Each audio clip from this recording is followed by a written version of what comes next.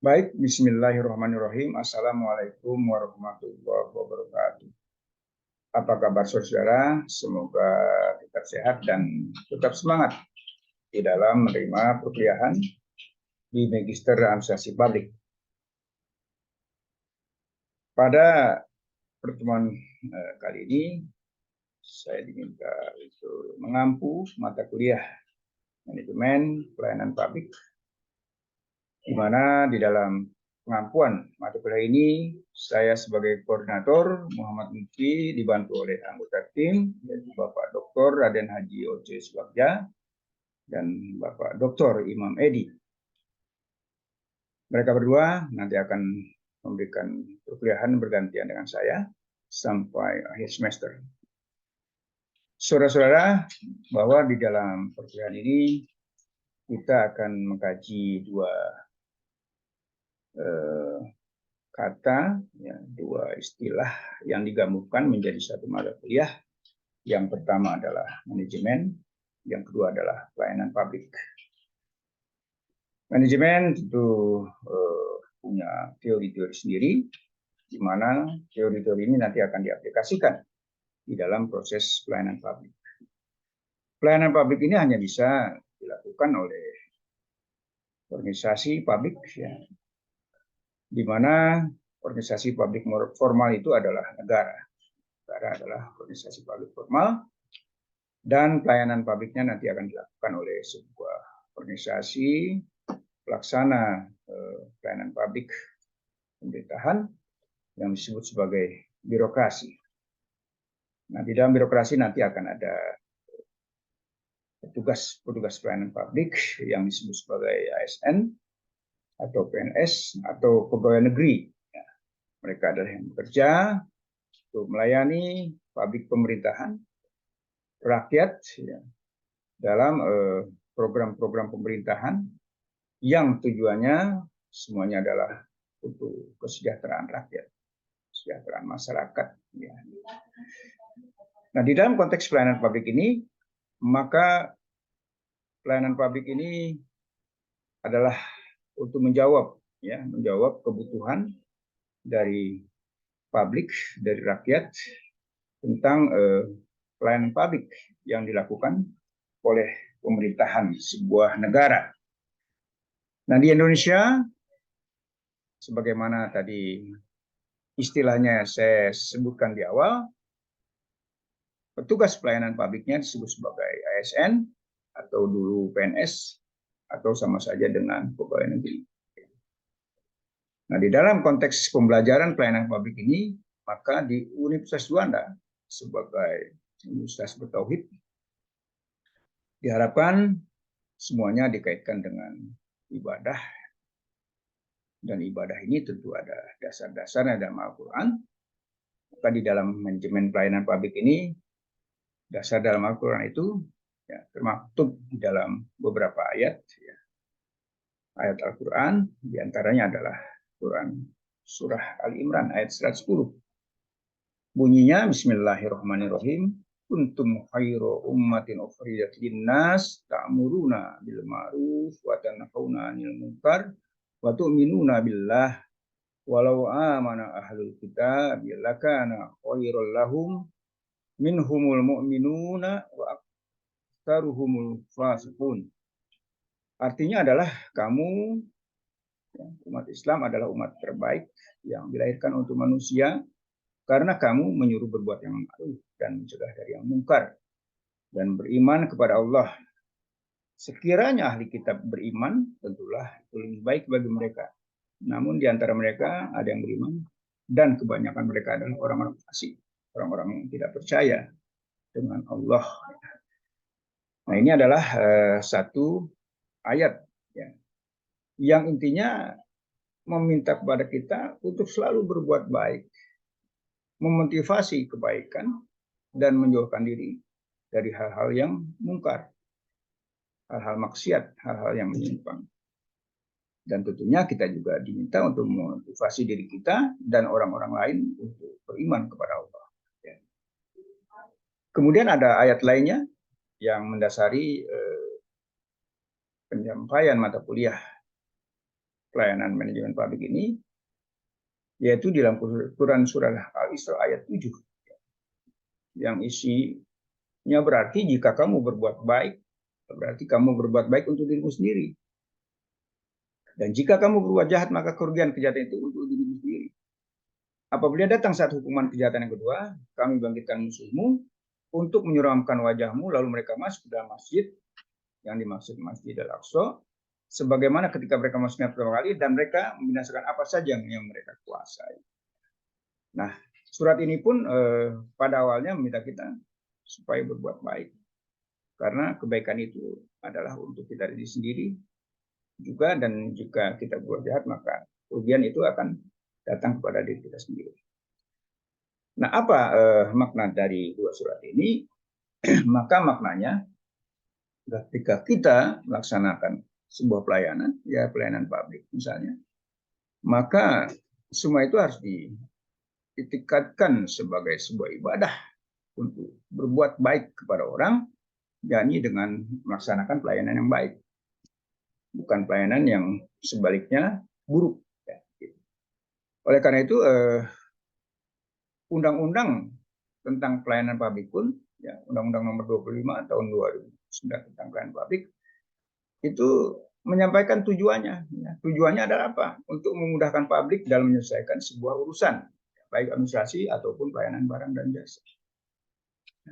Tidak ada tujuan untuk mempersulit, ya, tetapi adalah memudahkan publik dalam menyelesaikan kebutuhannya terhadap masalah-masalah administrasi pemerintahan atau masalah-masalah yang berkaitan dengan regulasi di dalam negara kita. Dan ini menjadi dasar, ya, tujuan ini menjadi dasar terhadap semua pelayanan publik. Nah, di dalam konteks pelayanan publik ini, ada 6 aspek yang harus menjadi fokus, terutama pelaksanaan dari pelayanan publik, atau 6 fokus yang menjadi bahan evaluasi dalam pelayanan publik, yang disampaikan oleh Jeffrey Erland Muller. Ya. Pertama, tentang kebijakan pelayanan publik. Nah, kebijakan pelayanan publik ini harus selalu bersumber kepada regulasi, pada undang-undang, pada peraturan-peraturan yang sudah diundangkan oleh pemerintah. Nah, undang-undang ini akan melahirkan SOP, Juknis, Juklak, dan sebagainya, dan itu menjadi pegangan, ya, bagi para ASN, ya, PNS atau pegawai negeri yang menjadi petugas pelayanan publik. Ya, gitu. Itu yang pertama, artinya selalu berdasarkan kepada regulasi, ya, pelayanan publik itu. Tidak ada pelayanan publik yang tidak ada regulasinya. Ya. Inovasi-inovasi juga misalnya itu harus tetap berdasarkan kepada regulasi, pada undang-undang pelayanan publik. Yang kedua, fokus kedua, kata Muller ini adalah profesionalisme sumber daya manusia. Artinya harus dilakukan oleh sumber-sumber daya manusia, ya, SDM yang profesional. Ya, profesional. Karena apa? Karena tentu tugasnya kita harus bisa melaksanakan pelayanan itu dengan keahlian kita yang ada, ya, sehingga semuanya bisa berjalan dengan baik, seperti itu, ya. Jadi SDM di dalam pelayanan publik harus yang profesional. Profesional artinya punya skill, punya wawasan, dan mengerti dengan regulasinya, ya. Kemudian fokus yang ketiga dalam pelayanan publik itu harus memperhatikan sarana dan prasarana. Apalagi ketika kemarin PPKM, ya, kita dihadapkan oleh pelayanan online, sehingga memang perlu ada sarana prasarana. Selain ada gedung sebagai tempat bekerja, ada fasilitas komputer, internet, dan sebagainya. Nah, itu sebagai sarana prasarana. Atau misalnya dalam pendidikan harus ada gedung sekolah dan sebagainya. Itu adalah sarana prasarana. Ya, harus ada ATK, harus ada meja, kursi, dan sebagainya. Kemudian yang keempat fokusnya, kata Muller, harus ada sistem informasi pelayanan publik. Ada bagan flow chart, bagan sistem kemana harus melangkah. Yang pertama harus kemana dulu, yang kedua kemana dulu, sampai akhirnya harus menuju kemana lagi. Ya, itu harus ada sistem informasi. Atau misalnya melalui brosur, melalui template, ya, atau melalui flyer dan sebagainya, itu adalah sistem informasi. Apa gunanya informasi? Pelayanan publik adalah untuk memudahkan proses pelayanan publik itu sendiri. Kalau masyarakat sudah paham prosesnya, maka tidak akan mempersulit kerja dari para petugas pelayanan publik. Yang kedua, ada mekanisme konsultasi jika ada problem yang tidak dipahami masyarakat, dan ada pengaduan. Ya. Ada mekanisme pengaduan jika masyarakat merasa dirugikan ya, oleh para pelaksana pelayanan publik. Ya. Dan yang keenam, yang menjadi penting juga, harus ada inovasi pelayanan publik. Jadi ada kebaruan-kebaruan, ya, ada novelty dalam pelayanan publik, sehingga yang tadinya tidak terlalu efektif menjadi sangat efektif. Ya, itulah inovasi dari para petugas pelayanan publik, dari para ASN, dari para PNS, ya, pegawai negeri, gitu ya. Nah, ini harus diperhatikan 6 fokus ini, sehingga pelayanan publik itu bisa berjalan dengan baik, dan bisa berjalan dengan baik. Selanjutnya, ada pula orientasi pelaksanaan pelayanan publik. Yang pertama, harus ada keadilan ya dalam pelayanan publik. PNS, ASN, pegawai negeri yang menjadi tugas pelayanan publik tidak boleh membeda-bedakan masyarakat. Misalnya yang kaya didahulukan, dihormati, yang tidak kaya agak diacuhkan, sebagainya. Tidak boleh begitu. Ya. Jadi semuanya harus dianggap sama di depan pelayanan publik. Kecuali untuk hal-hal tertentu, misalnya bagi yang sudah memahami tentang masalah digital, silakan ke ruang yang ada digitalnya, alat digitalnya untuk melakukan kebutuhan pelayanan publik.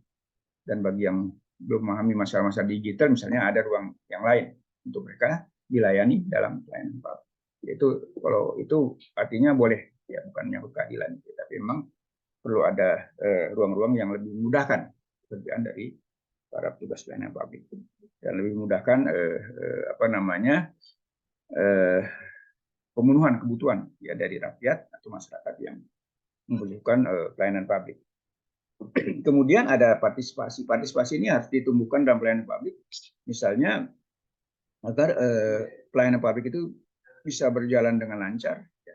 Dengan lancar, misalnya kalau memang dibutuhkan antri karena terlalu banyak orang-orang yang membutuhkan pelayanan publik itu, maka harus dibangkitkan partisipasi rakyat yang mengurus pelayanan publik itu untuk antri.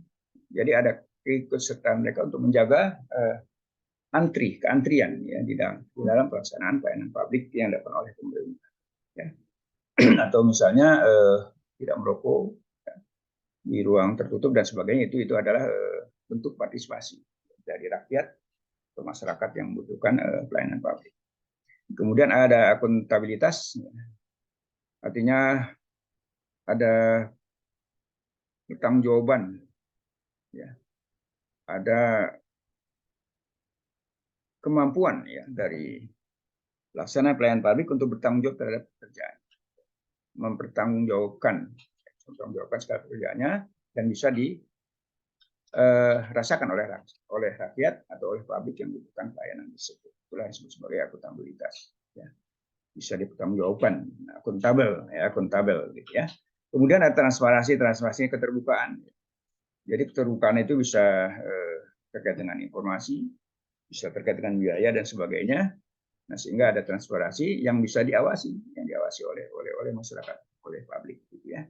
Kemudian harus berdaya guna, artinya bisa efektif, ya, bisa mendatangkan kepuasan ya bagi masyarakat yang dilayani, dan ada aksesibilitas, ya, artinya ada kemudahan memasuki pelayanan itu, ada pintu-pintu masuk yang jelas untuk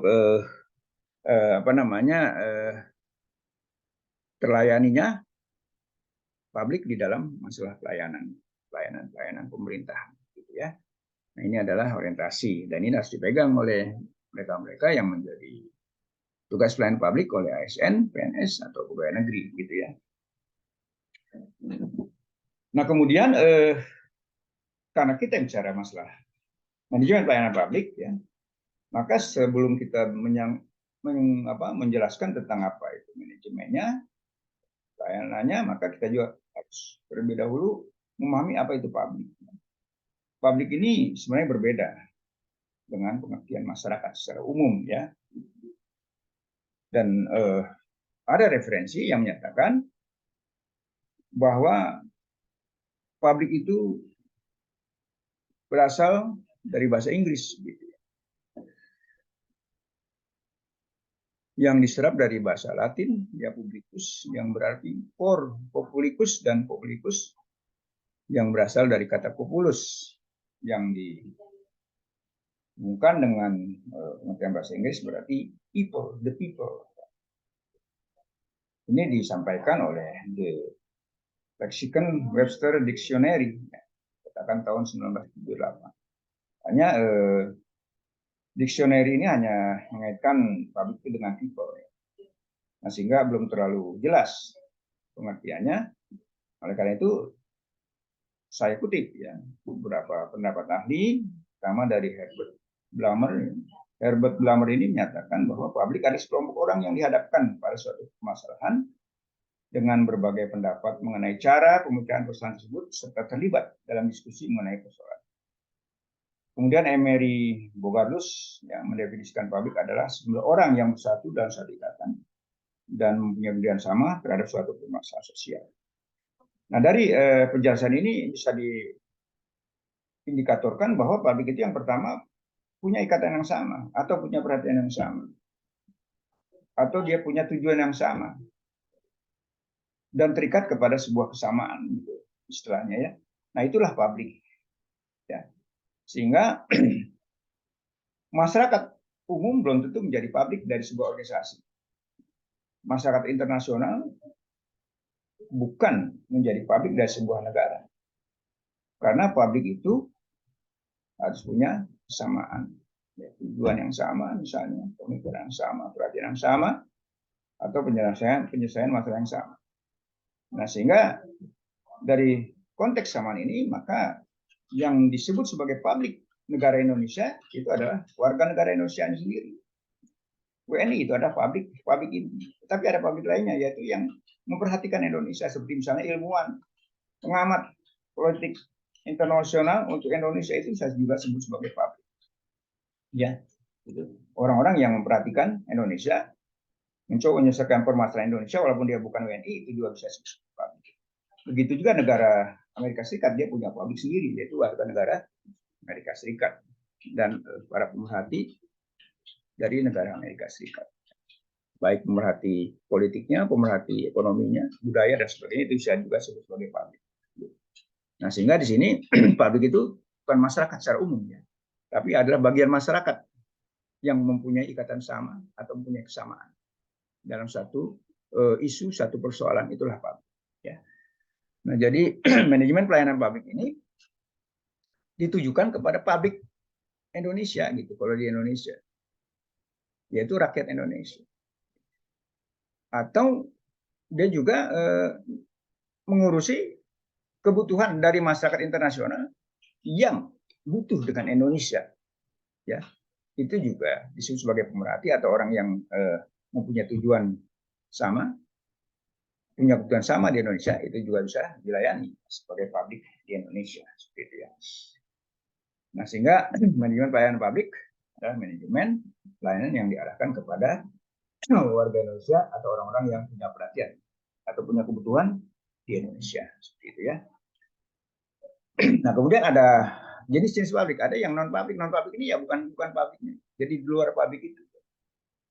Dan mereka tidak mengaruhi atau terpengaruh oleh organisasi publik, oleh negara Indonesia misalnya sebagai organisasi publik.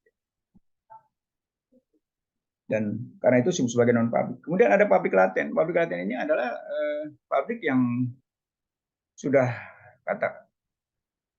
katakanlah contohnya sudah tidak menjadi anggota dari publik itu. Ya. Sudah tidak menjadi warga negara Indonesia misalnya, tapi dia masih memperhatikan ya, Indonesia, dan kadang-kadang ada niat-niat tertentu untuk bergerak pada kondisi-kondisi tertentu di Indonesia. Ini yang disebut sebagai publik laten. Kemudian ada publik sadar, yang yaitu mereka yang mengetahui bahwa terdapat masalah, ya. Jadi publik yang aktif, ya, mengetahui apa problem-problem di negara Indonesia misalnya, publik sadar, dan dia juga sadar terhadap kewarganegaranya, sadar terhadap kewajiban dan haknya, itu adalah publik sadar. Kemudian ada publik apatis, ini publik yang tidak mau tahu ya dengan problem-problem yang terjadi di negara Indonesia misalnya, sebagai publik Indonesia, negara Indonesia. Dan ada publik aktif. Nah, publik aktif ini ada publik yang turut serta ya di dalam menyelesaikan problem-problem yang ada. Dia aktif, dia punya perhatian yang besar, punya perhatian yang tinggi ya terhadap masalah-masalah Indonesia di negara Indonesia, dan itu disebut sebagai publik. Ya. Kemudian dulu ada dosen saya, Guru Kaliman Nasution dari UI, dia menjelaskan ada pula tiga jenis publik ya. Yang pertama ada mass public. Ya, mass public ini adalah publik yang umum, yang tidak banyak tahu terhadap permasalahan-permasalahan atau problematika di komunitasnya. Ya. Misalnya dia warga negara Indonesia, dia tidak tahu menahu terhadap apa yang sebenarnya menjadi tujuan, visi, misi, ya, problem di Indonesia. Kenapa? Karena mereka memang mungkin jauh dari pusat kuasaan, jarang mendapatkan informasi, atau pendidikannya rendah dan sebagainya, atau letak wilayah geografis tempat tinggalnya jauh. Ya, misalnya ada warga negara Indonesia yang tinggal di gunung-gunung, ya pegunungan di Papua, udah Papua paling ujung di gunung lagi, misalnya, sehingga informasi tidak sampai ke sana. Dan mereka kadang-kadang tidak tahu. Karena presiden Indonesia siapa, mereka pun tidak tahu. Apalagi cara menteri dan sebagainya. Karena mereka jauh. Itulah yang disebut sebagai mass public. Yaitu publik yang tidak banyak pengetahuan terhadap tujuan, ya, problematika yang ada di lingkungannya, ya, lingkungan negaranya, misalnya Indonesia dan sebagainya. Kemudian yang kedua ada publik yang punya perhatian besar, perhatian tinggi, yang disebut sebagai di attentive public. Di attentive public ini publik yang punya perhatian besar.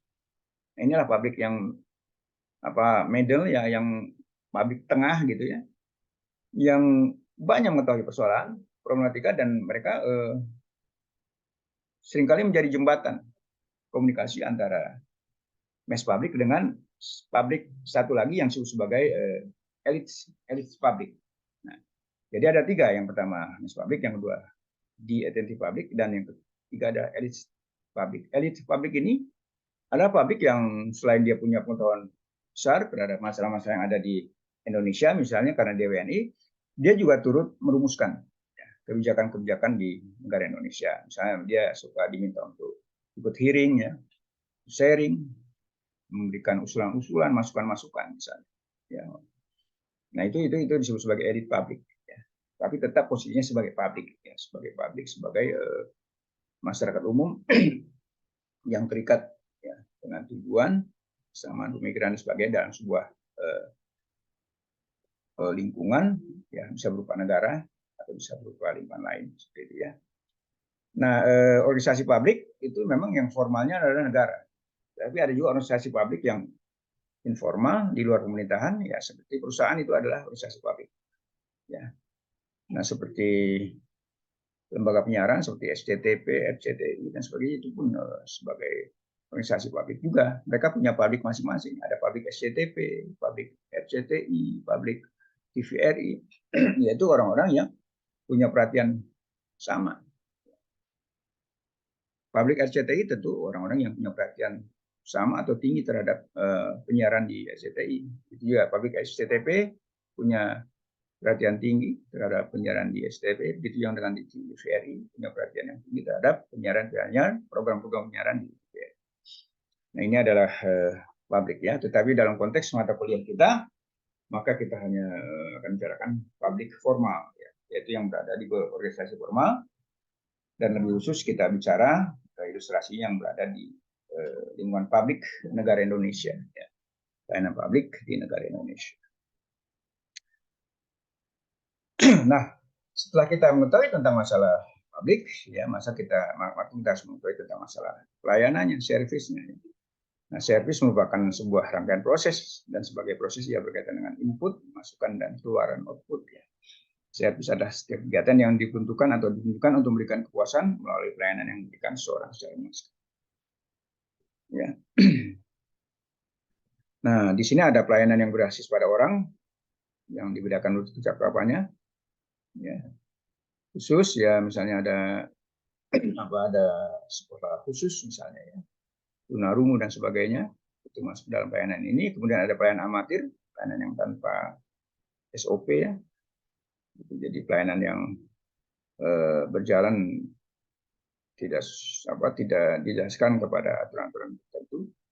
Kemudian ada pelayanan profesional. Ya, pelayanan profesional ini pelayanan yang berkaitan dengan masalah-masalah profesi, ya, pelayanan misalnya di bidang kedokteran, ya, bidang keilmuan dan sebagainya, ya, ada LIPI dan sebagainya, ya.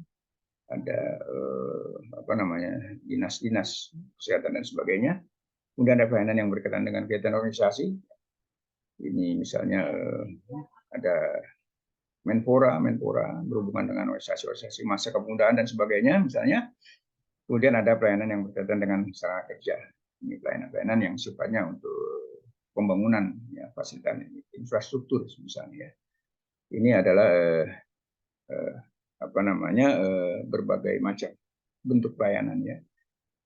Kemudian akhirnya kita pada sampai, ya, pada sebuah penelitian public service, ya, pelayanan publik, di mana menurut Harbani Pasolong, ya, tahun 2007 dia menyampaikan bahwa pelayanan publik adalah setiap kegiatan yang dilakukan oleh pemerintah, organisasi publik formal, ya, terhadap sejumlah manusia yang memiliki setiap kegiatan yang menentukan dalam suatu kumpulan atau kesatuan dan menawarkan kepuasan meskipun hasilnya tidak terikat pada suatu berdasarkan.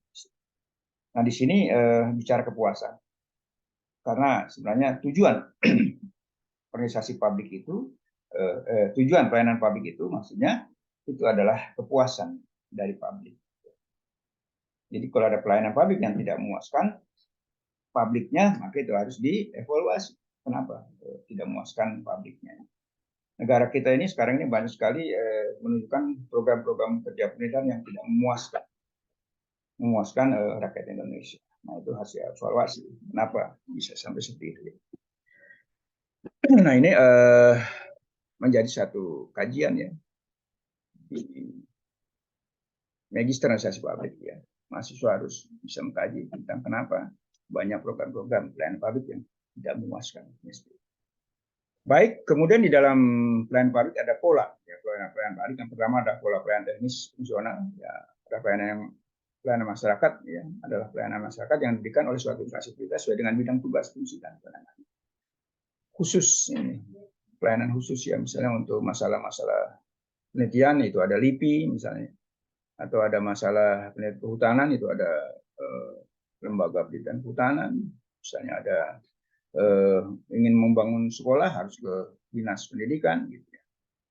Tidak bisa membangun sekolah diurusnya melalui dinas perikanan, tidak bisa, karena ini adalah pelayanan teknis fungsional, ya. Begitu juga dengan pola pelayanan satu pintu, ya, ini juga bisa diartikan sebagai pelayanan masyarakat, ya, yang secara tunggal oleh satu unit kerja pemerintah berdasarkan perintah wewenang dari unit kerja pemerintah yang lainnya yang bersangkutan, ya, gitu, ya. Seperti misalnya untuk misalnya ngurus IMB dan sebagainya itu harus ada berhubungan dengan PUPR misalnya, dinas PUPR, atau misalnya dinas pendidikan tinggi bisa dikatakan sebagai pola pelayanan satu pintu, artinya tentang kedinasan, ya, di bidang pendidikan, pendidikan sekolah, perizinan dan sebagainya, ya. Itu dulu seperti itu, ya. Izin pendidikan sekolah harus harus dilakukan prosesnya di dinas pendidikan kota kabupaten untuk sekolah dasar, tingkat dasar. Sementara misalnya untuk sekolah menengah itu harus di tingkat provinsi dinasnya, dan untuk sekolah perguruan tinggi itu harus di pusat. Nah, kemudian ada pelayanan satu atap. Pola pelayanan satu atap ini pelayanan yang dilakukan secara terpadu pada satu instansi pemerintah yang bersangkutan sesuai kewenangan masing. Misalnya untuk ngurus STNK, ya. Maka di situ ada instansi Pemda, ada instansi pajak, ada bank, gitu, ya. Itu di dalam satu atap. Samsat misalnya itu adalah pelayanan satu atap. Pelayanan satu atap, Samsat itu. Kemudian ada pelayanan terpusat, ya, pola pelayanan terpusat, yaitu ya seperti di Kota Bogor sekarang ini ada dinas perizinan, ya.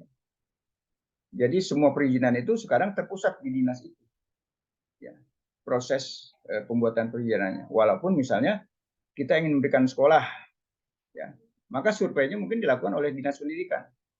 Kemudian dinas memberikan rekomendasi bahwa yayasan ini sudah bisa diberikan izin, maka izinnya itu diprosesnya di dinas perizinan. Itulah namanya pola pelayanan terpusat. Ya. Izin perusahaan pun harus di dinas perizinan, ya, bukan perusahaan, atau izin membuka tambang, proyek yang lainnya dan sebagainya harus tetap ke dinas perizinan. Ya, walaupun yang memberikan rekomendasi adalah instansi-instansi yang berhubungan dengan proyek-proyek tersebut. Inilah yang disebut sebagai pola pelayanan terpusat. Kelima adalah pola pelayanan elektronik, yaitu pelayanan yang menggunakan teknologi informasi dan komunikasi. Ya, seperti zaman kemarin, waktu PPKM sedang tinggi itu selalu dengan online. Selain itu adalah pola pelayanan elektronik. Dan ini memang ada teorinya, ya. Ada teorinya, ada kajiannya di dalam perkuliahan manajemen pelayanan publik. Nah, akhirnya kita berbicara tentang public service management, ya, manajemen pelayanan publik. Nah, apa itu manajemen? Manajemen itu sebenarnya pengertian dasarnya adalah manajerial, pengendalian perencanaan dikendalikan, organisasi dikendalikan, organisasi ini ya, kemudian executingnya pelaksanaan dikendalikan, sampai evaluasi pun ada pengendaliannya, yaitu membuat tentang ketentuan evaluasi dan sebagainya. Nah, itulah manajemen, ya, manajemen sebenarnya pengendalian, walaupun banyak definisi manajemen, ya, seperti disampaikan oleh Nurul Gofur misalnya, bermaksud melakukan perencanaan, pengontrolan terhadap pelayanan bermasyarakat, atau Yeremias T. Keban misalnya nyatakan manajemen publik sebagai upaya untuk menuju pada manajemen instansi pemerintah. Ya, manajemen pelayanan publik diartikan sebagai suatu proses penerapan ilmu dan seni untuk menyusun rencana, mengimplementasikan rencana, mengkoordinasikan dan menyelesaikan aktivitas pelayanan demi tercapainya tujuan-tujuan pelayanan. Kemudian manajemen pelayanan publik yaitu suatu upaya mengelola berbagai aspek manajemen dalam proses mempersiapkan, menyediakan atau menyerahkan barang dan jasa kepada masyarakat, serta monitor perkembangannya dan menindaklanjutinya jika diperlukan. Itu ada beberapa pengertian, tapi intinya esensinya adalah pengendalian kerja, itulah manajemen. Mengendalikan dengan ada perencanaan dulu, misalnya, kemudian ada pengorganisasian, organizing, ada executing, pelaksanaan, dan sampai ada evaluasi. Evaluasi ini bisa di tingkat proses saat berlangsung yang disebut sebagai monitoring. Ya, monitoring ini adalah evaluasi di saat proses berlangsung. Ada yang disebut sebagai evaluasi itu akhir, ya, di akhir pelaksanaan. Sehingga ada dikenal istilah MONEF, monitoring dan evaluasi. Monitoring ketika masih berproses, program itu dijalankan, sementara evaluasi adalah pemeriksaan, ya, di akhir program seperti itu, ya. Nah, ini ada beberapa ciri-ciri dari pelayanan publik, manajemen pelayanan publik. Pertama, kegiatannya pasti dilakukan oleh pemerintah sebagai organisasi publik formal. Kemudian tujuannya untuk pemenuhan kebutuhan dasar, tujuannya, dan harus ada menghasilkan kepuasan publik, ya. Kemudian ada berbentuk barang dan jasa publik, ya. Dan tentu manajemen pelayanan publik ini berkaitan dengan kepentingan publik untuk memperoleh pelayanan di bidang urusan-urusan yang terkait dengan regulasi pemerintahan, seperti itu, ya. Nah, ini ada unsur pelayanan publik, ya, harus ada sistem, prosedur dan metode, harus ada personel SDM-nya, harus ada sarana prasarana, dan tentu akhirnya harus ada publiknya. Ya, publik adalah orang-orang yang dilayani, ya, seperti warga negara Indonesia itu adalah publik negara Indonesia, ya. Kemudian terpenting juga ada yang disebut sebagai aksesibilitas, ya, kemudahan untuk memasuki pelayanan publik, dan ada pelayanan publik itu mempunyai karakteristik, ya, pelayanan publik. Yang pertama adalah intangible, ya, pelayanan tidak terwujud, ya, tidak berwujud, ya, tidak bisa dirasakan hasilnya. Kemudian ada inseparability, tidak bisa dipisah-pisahkan, terutama dengan SOP, dengan ketentuan undangan dan sebagainya. Kemudian tentu dalam pelayanan publik ini ada variability, ada variasi-variasi, ya, pelayanan, ya. Ada inovasi di dalamnya. Kemudian ada consumer activity, ya, keterlibatan konsumen, yaitu ada partisipasi dari konsumen. Ini adalah karakteristik pelayanan publik yang ideal, ya. Ada ketidakterpisahan pelayanan dengan sistem, ya. Kemudian bervariasi, dan ada partisipasi dari masyarakat atau publik yang dilayani, ya. Seperti itu. Dan ini adalah jas pelayanan publik, ya. Ada transparansi, terbukaan, ada akuntabilitas, ada pertanggungjawaban, ada pengkondisian, kondisional, ada partisipasi dari publiknya sendiri, kemudian ada kesamaan hak dalam konteks keadilan, dan ada keseimbangan hak dan kewajiban. Ya, misalnya kewajiban pelaksana pelayanan publik ada melayani, tapi ada kewajiban juga dari publiknya untuk bisa membantu kemudahan pelayanan itu. Ya, gitu. Dan ada hak dilayani bagi publik dan hak melayani secara tersistem dari para pelaksana pelayanan publik. Ya, seperti itu. Ini yang ingin saya sampaikan di dalam prolog, ya, semacam prolog perkuliahan pertama. Dan setelah ini kita buka dengan tanya jawab atau diskusi. Dan untuk ke arah diskusi, maka kita break dulu selama 10 menit, dan setelah 10 menit kita lanjutkan dengan diskusi. Demikian, sebentar saya tutup. Assalamualaikum warahmatullahi wabarakatuh.